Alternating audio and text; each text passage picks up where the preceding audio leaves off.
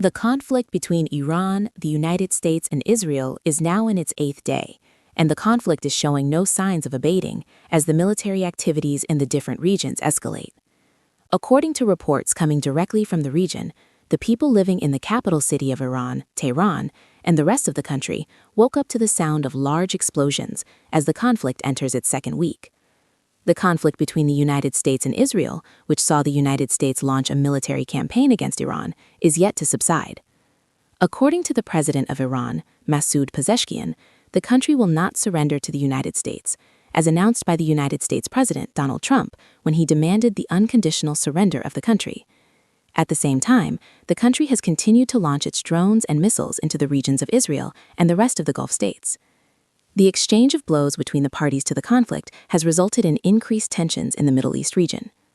As developments continue to unfold, Iranian political and religious leadership officials also issued statements with reference to developments within the leadership structure of the country. 2 of Iran's top religious officials, namely Ayatollahs Hossein Nouri Hamadani and Nasser Makarem Shirazi, issued statements with reference to developments within the leadership of Iran. Their statements, as conveyed by the Tasnim news agency, indicated that both of these religious leaders are of the opinion that an announcement with reference to the successor of the previous supreme leader of Iran, namely Ali Khamenei, should be made at a faster pace. As indicated by these statements, it is important that the unity of the country should be maintained, especially at a time when Iran's armed forces are undertaking defensive operations against aggressors. Although these statements are with reference to developments within Iran, the developments within the regional conflict are quite active. Various military operations are being undertaken, and developments are being observed within various countries.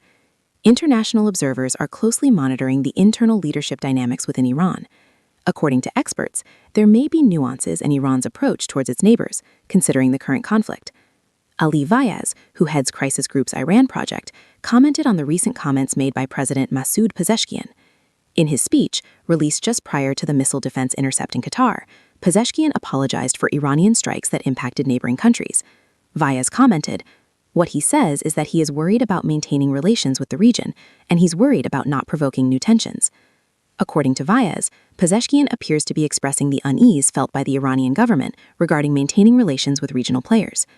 Vaez even went so far as to describe Pezeshkian as one of the weakest presidents of the Islamic Republic. According to Vaez, the current policies are being driven by the Islamic Revolutionary Guard Corps. He cites Pezeshkian's comments and the influence of other leaders such as Ali Larijani, the National Security Advisor, and Mohammad Bakr Ghalibaf, the parliament speaker, who are both former IRGC members. Vaez says, "These are the people at the core of deciding Iran's military strategy and operational decisions." Meanwhile, the leadership of the government is worried about the impact of the conflict, but the IRGC seems determined to move forward. Vaez, however, says that it should not be assumed that there is a split within the Iranian government. Rather, it is likely due to the fact that the supreme leader, who was responsible for making strategic decisions, has passed away. According to Vaez, for the first time, different elements within the Iranian government are articulating different priorities, and it's all within the same framework, within the same strategic approach, simply because the supreme leader, who was the arbiter of Iran's national security strategy, has passed away. Vaez pointed out that Iran has now defined the conflict as a matter of national survival. As such, it is not likely to withdraw from steps that may help it gain strategic advantage over its rivals, who have more military firepower compared to Iran. Vaez pointed out that steps against its neighbors and the region's oil infrastructure may be seen by Iran's leadership as crucial steps for pushing back against the United States and Israel. At the same time, there may be attempts by other elements within the system to appease the neighbors so that they do not join military alliances against Iran. Vaez pointed out that this is all part of the Iranian strategy for dealing with military pressure and diplomacy within the region. However, he pointed out that all the military and political players within Iran are still part of the same system, despite the differences.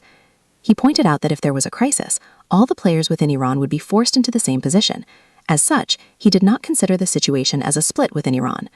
While analysts are still debating the internal dynamics within Iran, comments from other political leaders around the world have continued to fuel the tensions between the United States and Iran.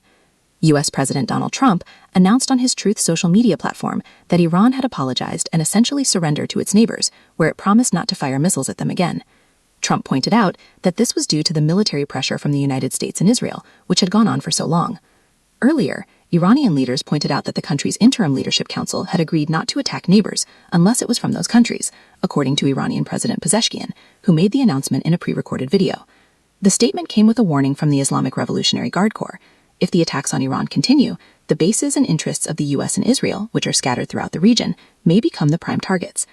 These changes illustrate the fact that the conflict is evolving into a new phase, where the military actions, the statements, and the positions are all changing at the same time as the leaders in the region are responding to what is happening. As the conflict is becoming more intense, new information is coming up not only about the actions and reactions in Iran and Israel, but also about the actions and reactions in the rest of the Middle East and the world. In the next section, we will look at more information about the military actions and the changes in the region as a result of this war.